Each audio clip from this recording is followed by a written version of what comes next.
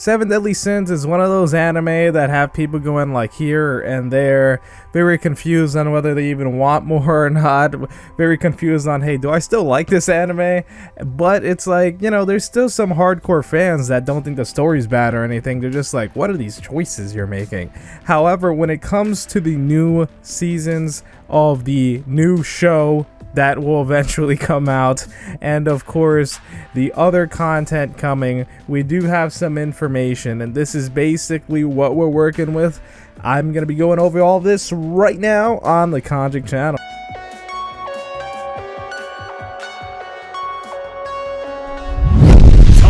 Give me some sensu beans, yeah, I need to regenerate. I'm about to go off like I'm the Avatar state, and I can say Alright guys, so basically when it comes to Seven Deadly Sins, boy do I miss that being one of the main things on this channel. I don't know if you guys remember, but back in the day, Seven Deadly Sins was pretty big on this channel. I think that was about a year ago, 2 years ago, who knows, but that was pretty big on this channel, and man do I miss that.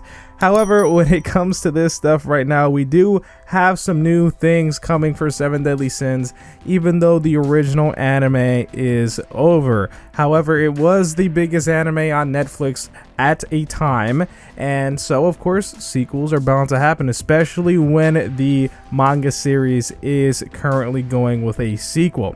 So right now we have something from the unofficial Netflix website, and that's What's on Netflix. A lot of people think this is the actual Netflix website. What's on Netflix is just a website that works to gather the most information when it comes to what's coming out on Netflix.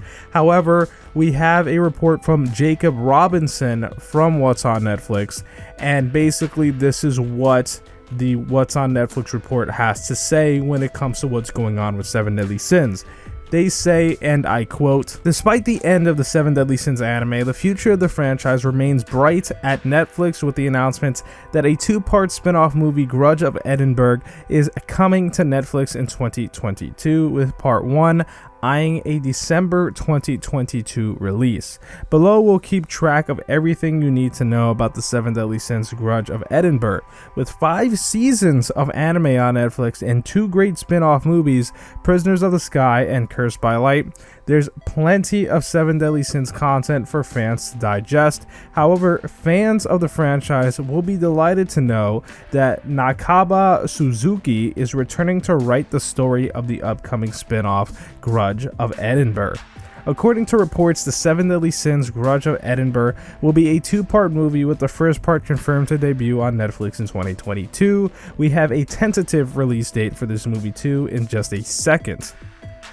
Noriyuki Abe, the director of Prisoners of the Sky, will return as supervising director of the movie, while Bob Shirahata serves as the director of the movie. Rintaro Ikeda will also be returning to write the script. Thanks to the release of the teaser from Netflix's Anime Day event in Japan, we can confirm the Seven Deadly Sins Grudge of Edinburgh is coming to Netflix in 2022. We're hearing that part 1 is eyeing a December 2022 release date, specifically scheduled for the moment. This is subject to change on December 20th, 2022. The story of the Seven Deadly Sins Grudge of Edinburgh will follow Tristan, the son of the Seven Deadly Sins protagonists Meliodas and Elizabeth. Tristan inherits the power of the goddess clan and can heal people's wounds and injuries, but he often ends up hurting others due to his inability to control his demon clan power. To protect his family, Tristan heads to Edinburgh Castle and meets a host of new friends along the way. 3 cast members have been confirmed as of yet. However, we would expect the original cast members of the anime series to return to reprise their roles. Tristan is voiced by Japanese actress Mikato Kamatsu, who is confirmed to be returning to reprise her role as the young Prince of Leonis. Ayumu Murase will also lend his voice talents to the movie, where he'll be playing teenage Tristan.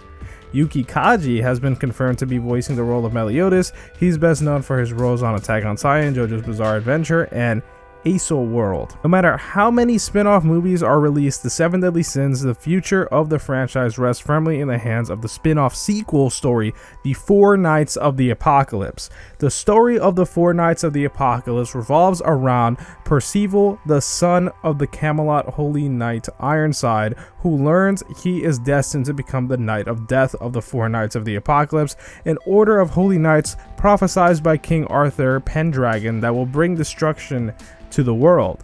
We're not sure if we'll see any of Percival in the upcoming movie. However, the seeds may be sown to what lays ahead for Tristan and how he'll later appear in the story of the Four Knights of the Apocalypse. The elephant in the room is the upcoming movie will have a radically different animation from the anime series. Taking over from Studio Dean for the movies is the animation studios Alfred Imageworks and Marvy Jack.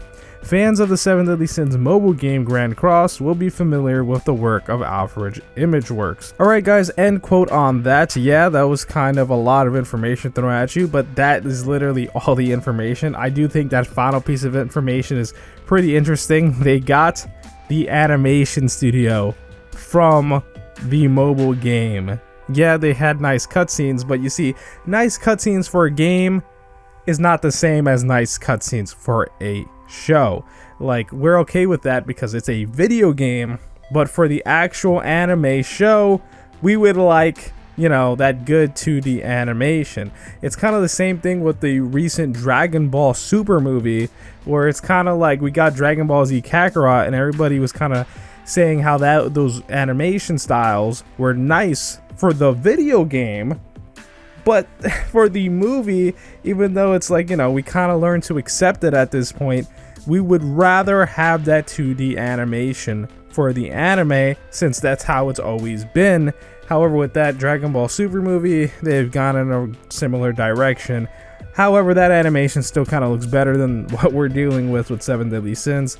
But if we go onto the trailer page here, well, there are only about 100 more likes than dislikes here. 2.3 thousand likes compared to 2.2 thousand dislikes. That is pretty horrible. Now, the biggest issue with the original anime is that the animation studio changed and, well, people didn't like the animation anymore. And people complained for the last 2 seasons how much they didn't like the animation.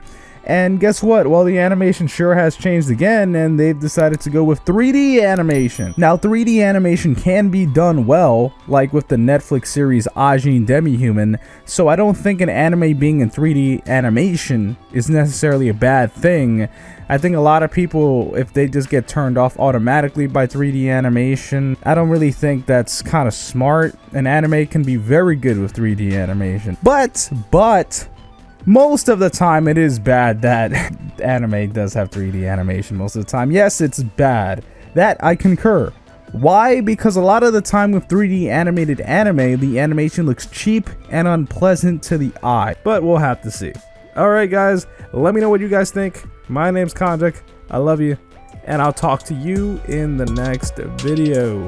And I can say that I'm great, yeah, I can say that I'm perfect. I ain't the one that was out here saving lives, I was purchased. Now we about to take you out if you try to act toxic. I'ma send you straight up to my main man, Konjak.